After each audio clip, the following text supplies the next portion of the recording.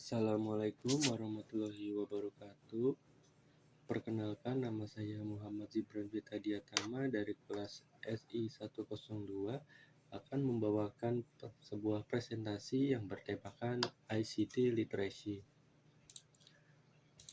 Baik, apa itu ICT Literacy?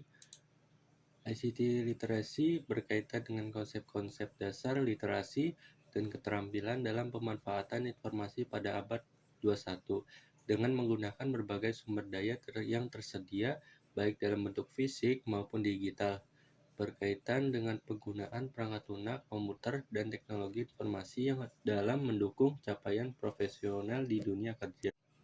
Baik, selanjutnya ada revolusi industri.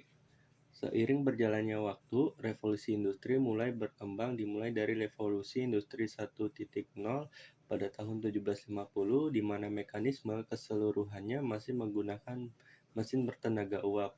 Pada masa tersebut terjadi perubahan besar-besaran dalam bidang pertanian, manufaktur, perkembangan transportasi, dan teknologi.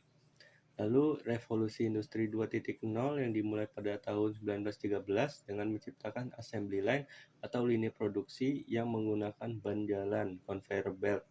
Saat itu proses produksi otomatis berubah total. Tak ada lagi orang yang harus menyelesaikan satu mobil dari awal sampai akhir proses perakitan sebab mereka telah terorganisir menjadi tenaga spesialis atau hanya mengurusi satu stasiun kerja, seperti pemasangan kaki-kaki mobil atau ban.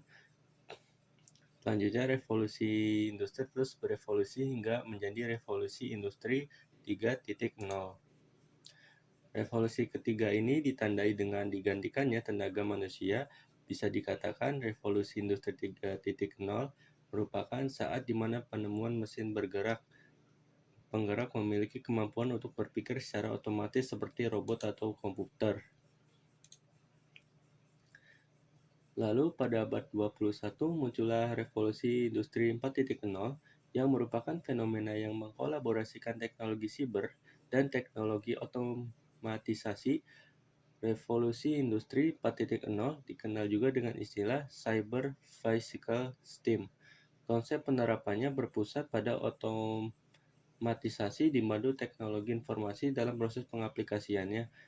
Keterlibatan tenaga manusia dalam prosesnya dapat berkurang. Dengan demikian, efektivitas dan efisiensi pada suatu lingkungan kerja dengan sendirinya bertambah. Dalam dunia industri, hal ini berdampak signifikan pada kualitas kerja dan biaya produksi. Di beberapa negara dan perusahaan-perusahaan besar, penerapan konkret industri 4.0 banyak terlihat. Sebagai contoh, kendaraan dan peralatan industrial otonom. Mobil otonom dengan sistem kemudi dan navigasi cerdas juga mulai bermunculan.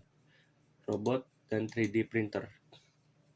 Di era revolusi industri 4.0, di mana semuanya kita dituntut untuk tetap efektif dan efisien dalam melakukan pekerjaan, tidak dapat dipungkiri kehadiran teknologi memiliki andil yang cukup besar dalam hidup manusia. Kemudahan yang ditawarkan lewat teknologi menjadikan setiap pekerjaan yang dilakukan terasa lebih mudah dibandingkan tanpa adanya teknologi seperti sebelumnya.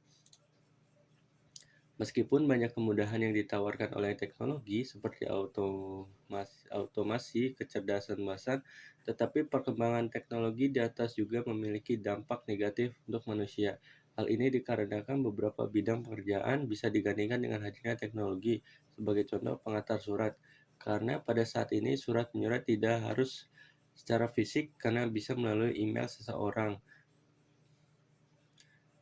Bisa mendapatkan dokumen data respon tanpa harus menunggu kedatangan tukang pos. Dari segi efisiensi dan efektivitas, hal ini sangat membantu manusia dalam hal pekerjaan atau apapun yang membutuhkan dokumen atau informasi secara cepat. Adapun tukang pos tidak bisa melakukan hal tersebut. Lalu ada tenaga pengajar. Di masa mendatang tidak akan memiliki dosen untuk mengajar. Mahasiswa menimba ilmu agar mendapat pekerjaan, tapi pekerjaan profesional yang saat ini dipelajari oleh manusia akan dikerjakan oleh mesin dan teknologi. Lalu ada kecerdasan buatan.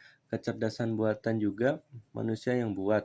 Tanpa adanya manusia, kecerdasan buatan tidak akan tercipta. Salah satu solusi untuk menyaingi kecerdasan buatan saat ini adalah mencari celahnya di mana kecerdasan buatan tersebut tidak melakukan pekerjaan yang dilakukan oleh manusia.